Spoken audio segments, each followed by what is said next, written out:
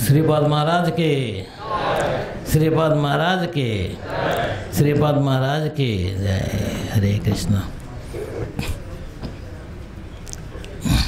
Very youngsters spoke about Shripad Maharaj just before me, very eloquently, pleasing way, nicely.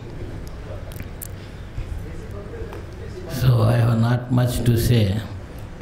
Hari Gurudas has already spoken, and another devotee also spoken. So Maharaj used to visit our house whenever he comes to Bombay. This is one of the biggest gifts for us. Always he used to our house because he gives a program in IIT. We did Nagar Sankirtan in IIT campus a couple of times, which was unique. We have house programs that is closed, but Nagar Sankirtan is open to everyone. So we had a couple of times Nagar Sankirtan IIT Bombay. Maharaj was very kind to give us the gift of Krishna, to lead our life in the path of devotional service.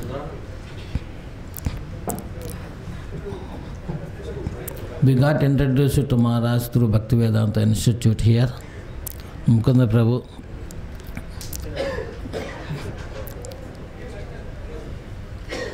Hare Krishna.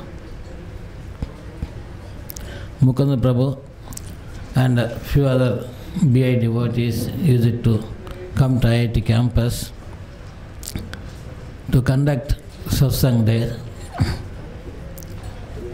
And through Jinoja, one student of IIT Mathematics,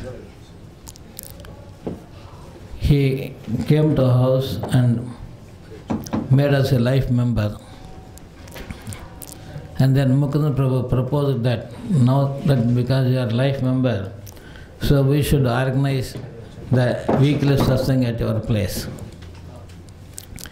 This is how the satsang started in IIT campus, in the faculty houses. Earlier it used to be in the students' hostels. But the first entry to the faculty, fortunately through us. So this was probably 1988 or 87, 1990.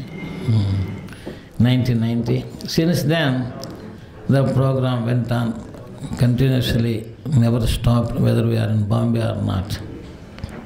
Even if you go out, the program has continued. Even if I have changed the quarters, the program has continued. So, it was really a great pleasure and gift of Shripad Maharaj to us to continue in the spiritual path.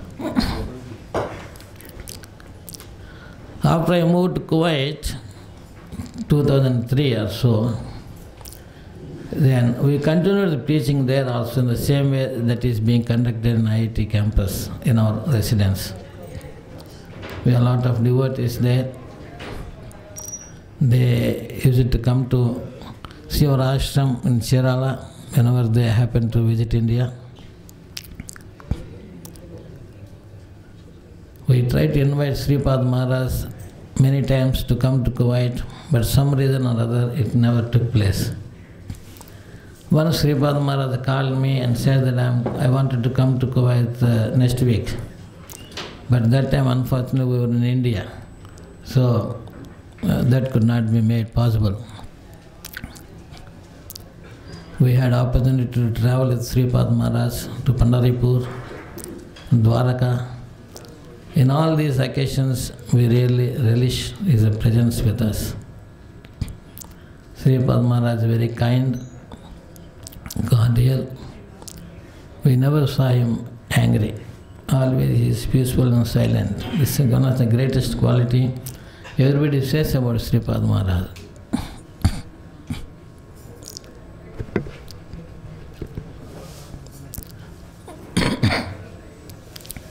One incident I would like to say.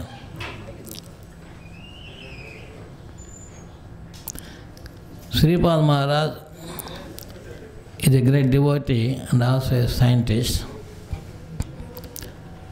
He has interactions with many great scientists and Nobel laureates. I asked once Sripad Maharaj,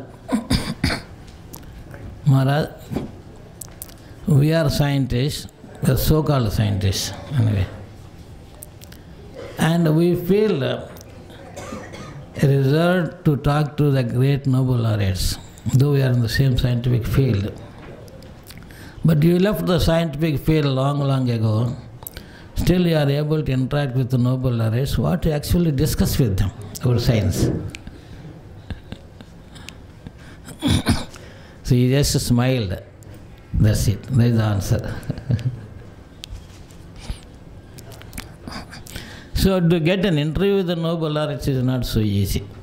And then talking to them on science is another extreme, which is not generally possible, because they don't talk small things. So unless we are at that level, we cannot converse with them. So by the merits of Sripad, Prabhupada and Krishna, Sripad Maharaj is able to converse with the Nobel laureates without any basic understanding of the science on which what they are dealing with. So that is possible through the merits of Guru Maharaj, Prabhupada and Krishna's blessings. So the information is transferred through the heart by the Guru to the disciple, so that he is able to converse any scientific subject or religious subjects. Another touching point of Sripad Maharaj is to organize the conferences on science and spirituality. I happened to attend one conference in Calcutta. That was, I think, 2001 or 1999. Great conference. Thousands of participants were there from all sorts of disciplines, from religious to the science. So, the interesting point here is that in the same dais, both religious leaders and scientific leaders are standing or sitting to discuss about science and spirituality. We have one side, the scientists talking about science, and another side, the spiritual leaders talking about the God, but they never come together to exchange the ideas. This is through Sripad only it was possible to have both eminence of the science and the spiritual to come to the same dais to share their ideas. This is unique. I never see any such a wonderful conference where several Nobel laureates and highly advanced spiritual leaders standing on the same dais to discuss about science and spirituality. So, such many opportunities were given by Sripad Maharaj, and the same thing is being continued by the disciples. Recently, I also participated in one conference in Kharagpur. There also many scientists spoke about the God, proving of the God. One talk about theoretical proof of existence of God. This was one of the first lecture.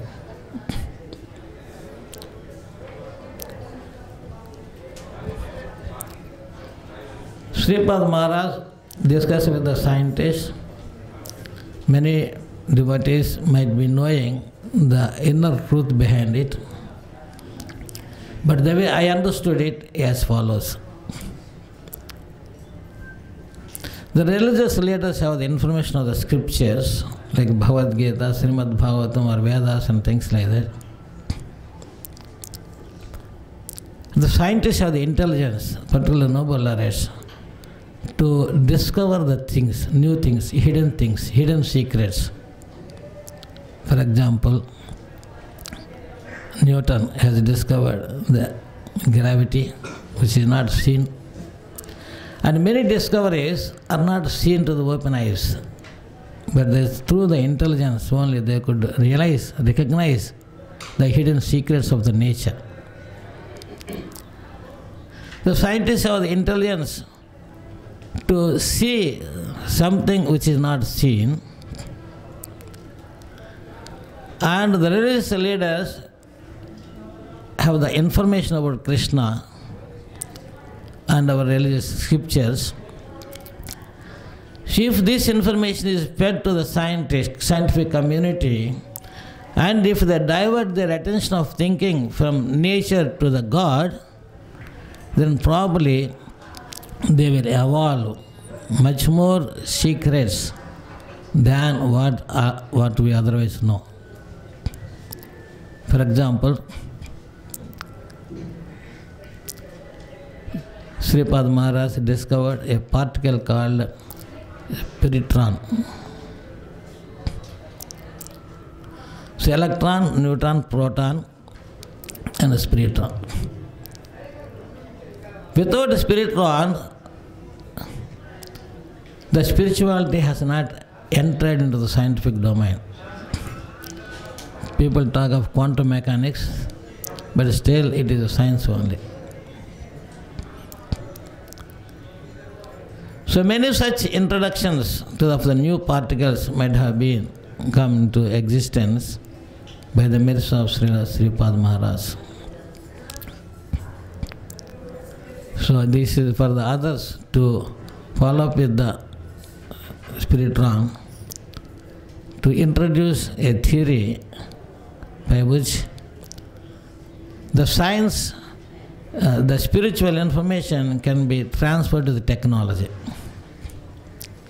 If you want something, for example, a fan or a light or anything, the mic, we don't have to know anything about these things. If you have money, you can buy and use it.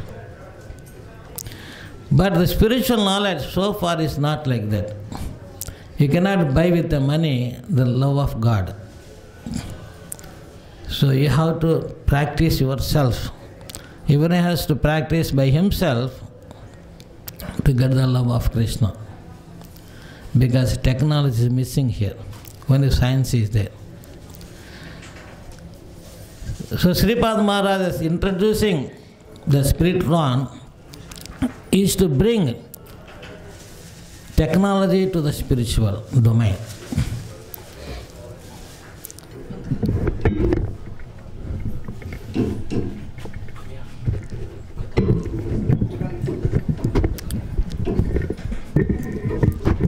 The spiritual technology. The spiritual technology's achievement should be to convert one information to another.